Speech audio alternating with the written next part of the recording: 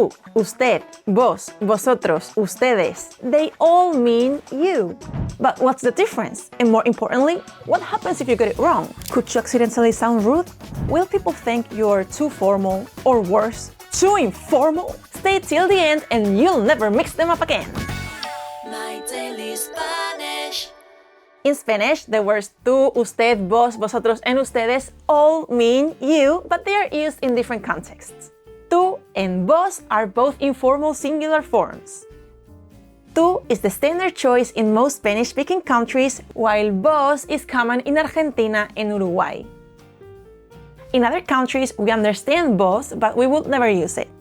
In Spain, for you singular, we just say tú or usted. Example, tú tienes el poder para salvar el mundo. On the other hand, usted is the formal singular form of you.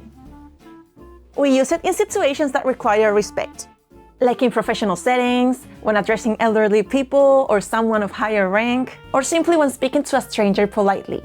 Example, ¿qué estaba haciendo usted la noche del crimen? Have you noticed the big difference between tú and usted? Well, while both tú and usted mean you, verbs are conjugated differently for each. With tú, verbs take the second person singular form. Logical, right? Simple. Cool. But with usted, verbs use the third person singular form. Same as él or ella. I know, it's weird, but I didn't make the rules. Don't look at me, okay? Let's take a closer look. Tú tienes el poder para salvar el mundo. Tienes is the second person singular form of the verb tener, to have. But if we switch to usted, the sentence changes. Usted tiene el poder para salvar el mundo. Wait, what's happening here? Tienes, second person, changed to tiene, third person. Yo tengo, tú tienes, él tiene, ella tiene, usted tiene. Usted is grammatically second person, but it takes third person verb endings. Lords of the Royal Spanish Academy, why? I think you're ready for a harder sentence. If you see an elderly woman with a cane trying to cross the street, you might say, ¿La ayudo a cruzar la calle? Is the same thing happening here? Yes, but not with the verb. The subject pronoun in this sentence is yo, I. And it is implicit because the verb ayudo already shows it's in the first person. Yo ayudo. In Spanish, verb endings indicate who is doing the action. So we usually drop pronouns unless we need emphasis or clarification. Okay, you can do this. Let's break it down. ¿La ayudo a cruzar la calle? How do we know we are using usted here? La is the direct object pronoun referring to the person being helped, either usted or a third person female. In this context, we know I'm using usted. If I used tú here, the sentence would be ¿Te ayudo a cruzar la calle? ¿La ayudo a usted? ¿Te ayudo a ti? Do you see the pattern? Is it clear?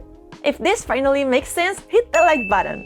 If not, blame the Royal Spanish Academy, not me. And if you're struggling to understand, it might be time to download our free study guide. It's designed to help you step by step as you learn Spanish on your own. You'll find the link in the description or scanning this QR code. So we've got tú and usted all figured out, or do we?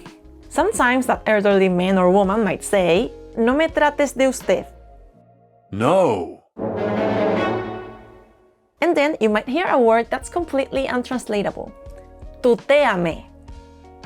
This is the imperative form of the verb tutear, which means to address someone using tú instead of usted.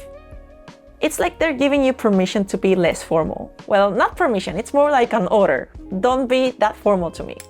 What situations can you think of where you'd use usted instead of tú and vice versa? Let me know in the comments. Now let's move on to plural pronouns. In Spain, vosotros is the informal way to say you all in the plural, while ustedes is reserved for formal situations. Ustedes is also you all, but formal. But in Latin America, vosotros isn't used at all. Ustedes is the go-to word for both formal and informal settings. Since I'm from Spain, I'll focus on how we use them here. For example, in an informal setting, you'd say, ¿Cómo estáis vosotros? Or well, ¿Cómo estáis? Because we omit the pronouns a lot, you know. But in a formal setting, you'd say, ¿Cómo están ustedes? And just like with tú and usted, vosotros and ustedes also have different verb conjugations. Let's try with the verb saber, to know. The complete verb tense in present simple goes like this. Yo sé, tú sabes, usted sabe, él sabe, ella sabe, nosotros sabemos, vosotros sabéis, ustedes saben, ellos saben, ellas saben. Check this out with vosotros. Vosotros sabéis lo que ha ocurrido aquí y vais a decírnoslo. With ustedes. Ustedes saben lo que ha ocurrido aquí y van a decírnoslo. I feel like vosotros is more appropriate if I wanted to go with the bed cup vibe. Let's do a quick recap of all the words we learned today. Tú, you, informal singular. Tú is widely used in all the Spanish-speaking countries, especially in Spain, where we speak more informal. Vos, you, informal singular, only used in Argentina and Uruguay, over there. Usted, you, formal singular form. Vosotros, you all, informal, only used in Spain.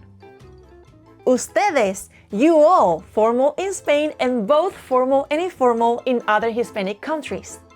Getting this right is key to sounding natural in Spanish, but don't stress too much. Context and region play a huge role. Now, would you say tú or usted to a doctor? What about an elderly person? A co-worker? A friend? Let me know in the comments. And if you want to know what real Spanish people have to say about this topic, watch this video here in which I ask Spaniards on the street about when they use tú and usted. This is a must watch. And let me know in the comments what you want to learn next. ¡Hasta pronto!